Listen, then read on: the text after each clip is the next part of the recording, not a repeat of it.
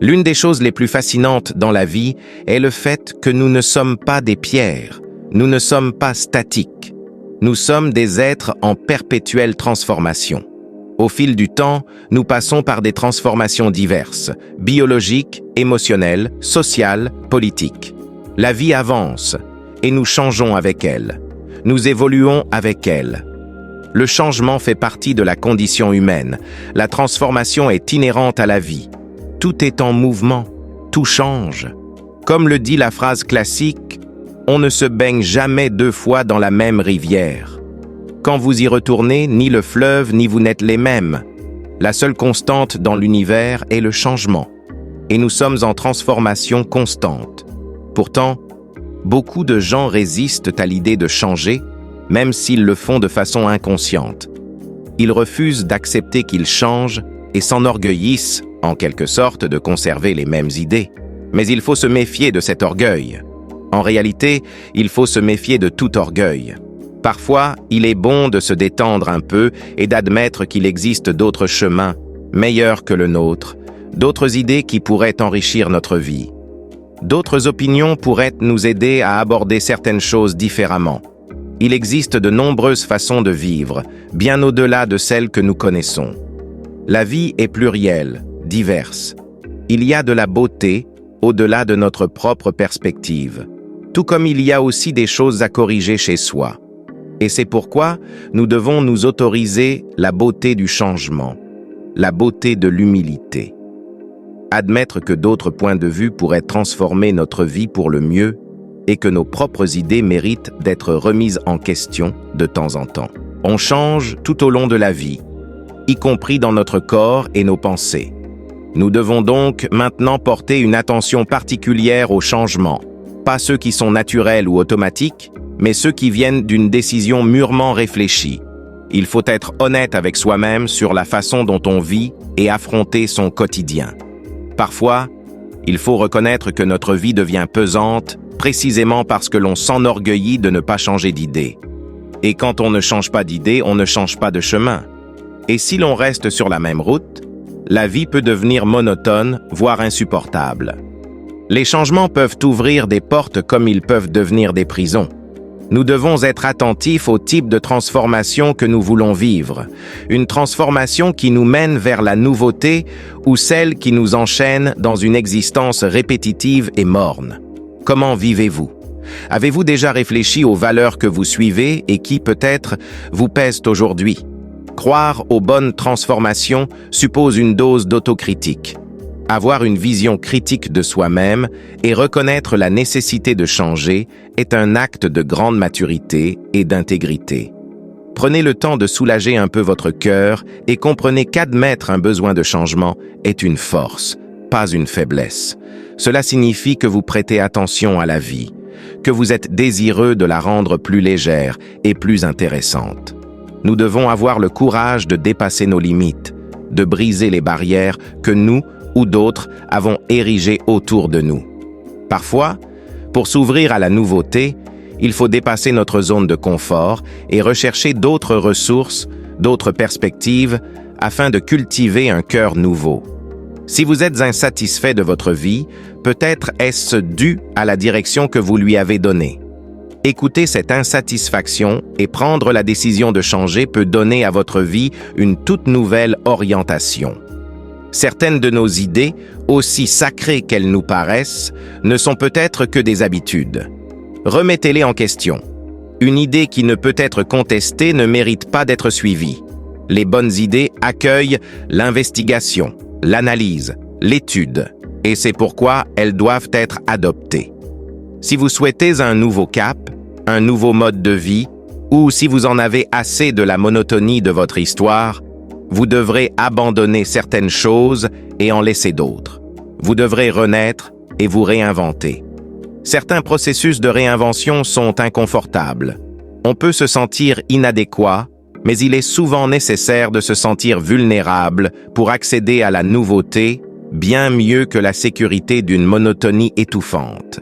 Cela ne signifie pas rompre des relations ou abandonner des gens, mais savoir reconnaître et rompre avec ce qui est toxique ou nuisible.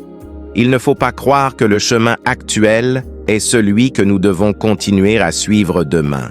Pour cela, il faut écouter nos insatisfactions et remettre en question certains schémas. Certains peuvent agir comme des ancres, non pas pour nous stabiliser, mais pour nous empêcher de continuer à naviguer. Nous devons couper certaines chaînes pour explorer de nouveaux horizons, de nouveaux courants dans notre existence.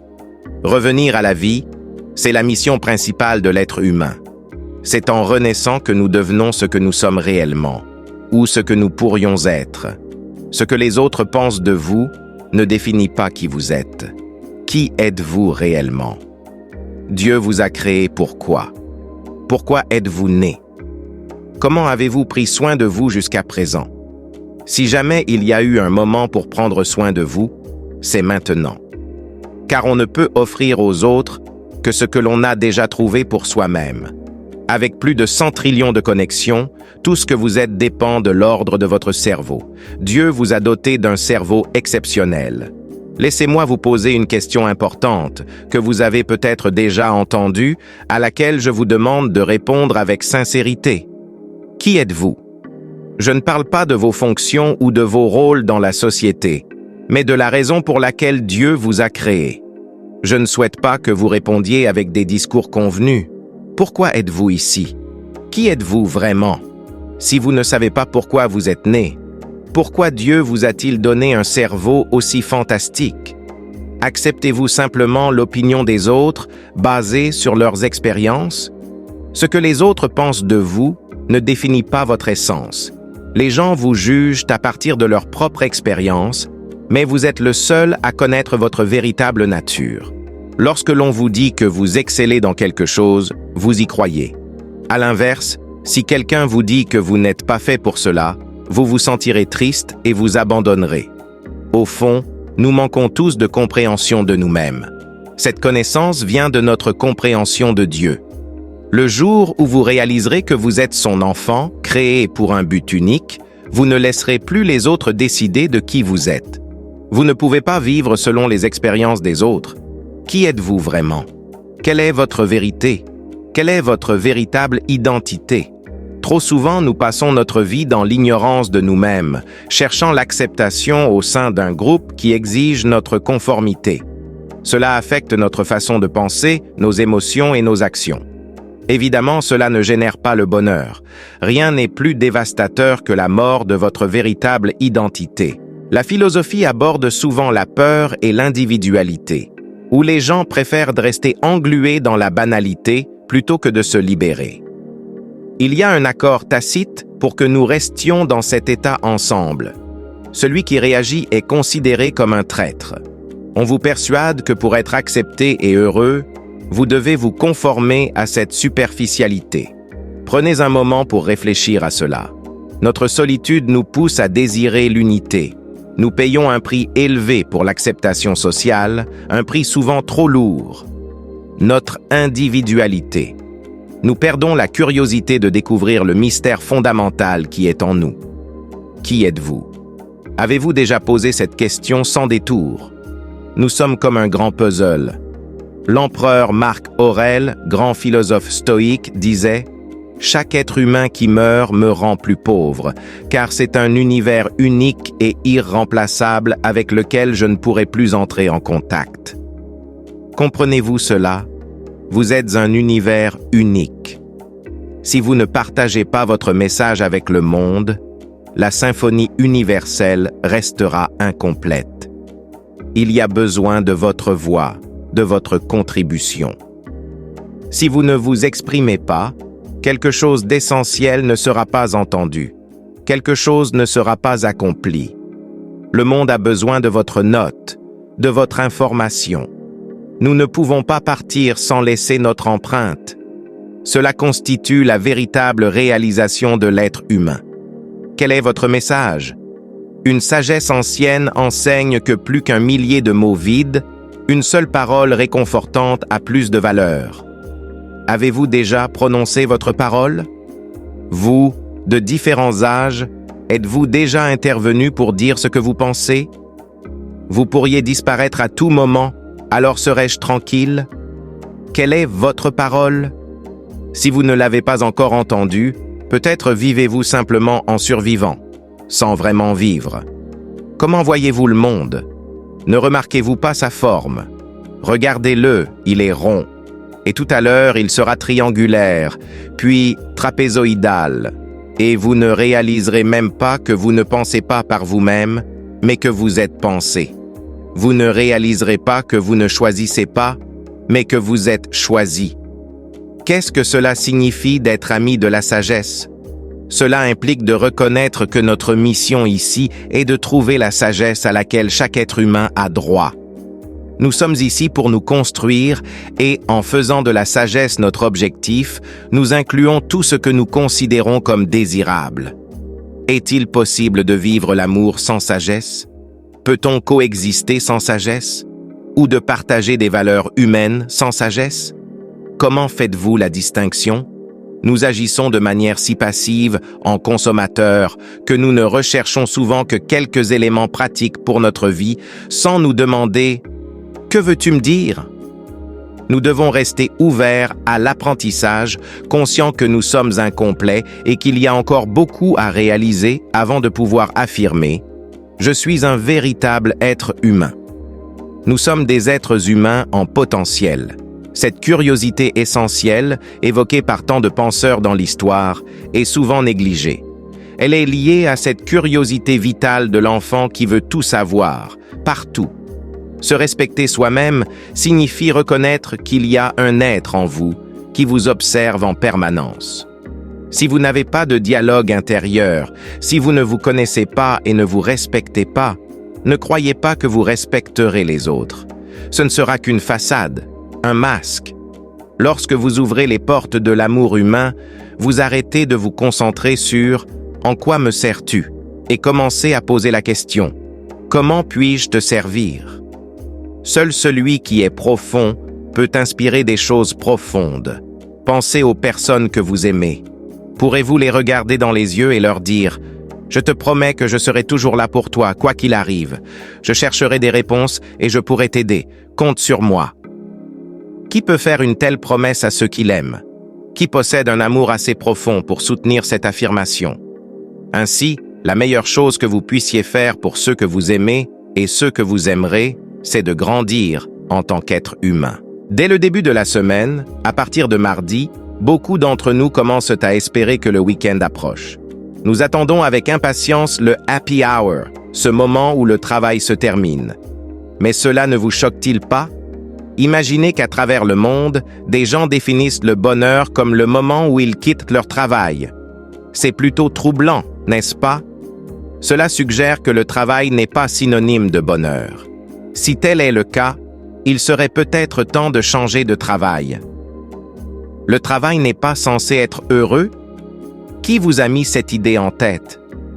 Ceux qui parviennent à trouver le bonheur durant leur journée de travail vivent une vie bien plus épanouissante que ceux qui doivent attendre la fin de leur journée pour ressentir une quelconque forme de joie.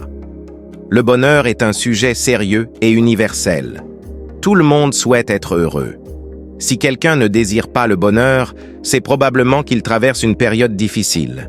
Chaque personne sur cette terre, du plus pauvre au plus riche, aspire à une vie heureuse, même si cela peut ne pas être formulé de la même manière. La plupart d'entre nous passent leur existence à fuir la souffrance, tout en cherchant le plaisir, que l'on peut aussi assimiler au bonheur. Lorsqu'on ressent du plaisir, on déclare souvent « je suis heureux ». Pourtant, affirmer être constamment heureux serait mensonger. Selon Guimarães Rosa, le bonheur n'est pas un état permanent, il fluctue. Le bonheur ne doit pas être considéré comme une fin en soi. Selon la philosophie, le bonheur a une valeur intrinsèque. Personne ne veut être heureux pour autre chose. C'est une quête qui se suffit à elle-même. Tout ce que nous désirons dans la vie, c'est pour atteindre cet état de bonheur. Cependant, la perception du bonheur varie énormément d'une personne à l'autre. Si vous n'êtes pas heureux à cause d'une situation dans votre vie, vous cherchez à vous en libérer. Que ce soit une relation toxique, une situation insatisfaisante ou un emploi qui ne vous comble pas, vous avez tendance à vouloir changer. Parfois, cela implique des transformations radicales dans votre vie. Changer de ville, de pays ou même d'apparence. Les gens se marient dans l'espoir d'être heureux, parfois sincèrement, d'autres fois non.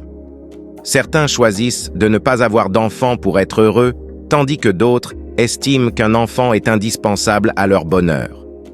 C'est dire à quel point le bonheur est complexe et personnel. Beaucoup affirment qu'une certaine somme d'argent leur apporterait le bonheur. Lorsqu'ils l'obtiennent, ils réalisent souvent que le bonheur n'y est pas. On a l'impression que le bonheur est toujours à l'horizon, quelque chose que l'on n'a pas encore atteint. Nous nous perdons dans la quête de ce bonheur futur, persuadés que lorsqu'on obtiendra ce que l'on désire, on sera enfin heureux. Une fois cet objectif atteint, il semble que le bonheur se dérobe déjà à nous, nous poussant à désirer autre chose. N'oubliez pas que le seul moment où vous pouvez être heureux, c'est maintenant.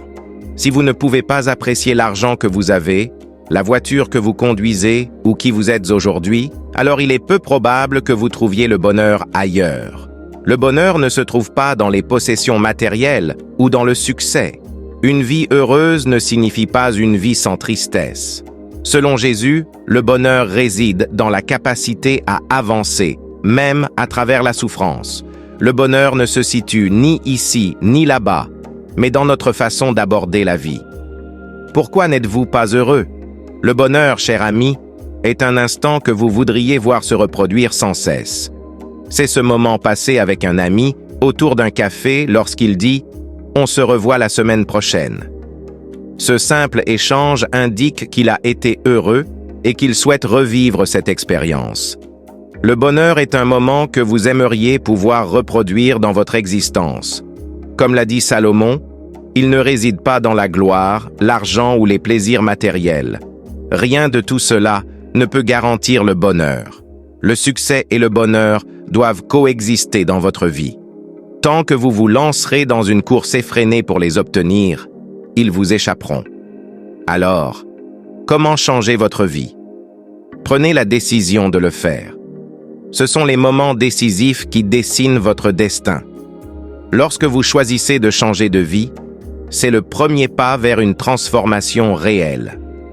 Le changement débute lorsque vous refusez d'accepter votre situation actuelle, que vous visez un certain niveau de réussite, que vous souhaitez améliorer vos relations ou gravir les échelons de votre carrière.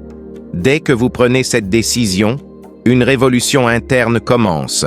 Vous modifiez votre comportement pour vous aligner sur vos aspirations. Que souhaitez-vous réellement? Quel est votre objectif? En définissant un but précis, qu'il soit personnel, professionnel ou financier, vous établissez une direction claire. Qu'est-ce que vous désirez? Une augmentation de salaire? Quel montant espérez-vous atteindre? Souhaitez-vous une relation? Avec qui? Quelles sont les caractéristiques de cette personne? Il est essentiel de savoir cela avec précision. S'empuissancer est une démarche personnelle. Ce n'est pas une réponse à une pression sociale, ni à des attentes familiales ou à des besoins externes. Une personne qui s'empouvoira tend naturellement à être plus créative et productive. Lorsque vous travaillez sur ce que vous aimez, lorsque vous vivez la vie que vous souhaitez, à votre façon, en créant votre propre réalité, vous avez tendance à contribuer davantage aux autres. J'ai cessé de répondre aux attentes liées à mon statut de professionnel, telles que l'idée d'être bien employé ou d'avoir une carrière conforme aux standards. J'ai choisi de vivre selon mes valeurs, de croire en ce qui me semble juste et de partager mes idées. Et j'espère que vous aussi, vous vous emparerez de votre pouvoir et que vous ferez des choix conscients concernant ce que vous voulez pour votre vie et vos parcours. Mais comment y parvenir? Pour moi, la première étape, celle qui est fondamentale, c'est l'autoconnaissance. Il n'y a pas d'autre moyen. Dans le monde du travail, il est essentiel que vous vous connaissiez, que vous soyez capable de gérer vos propres émotions.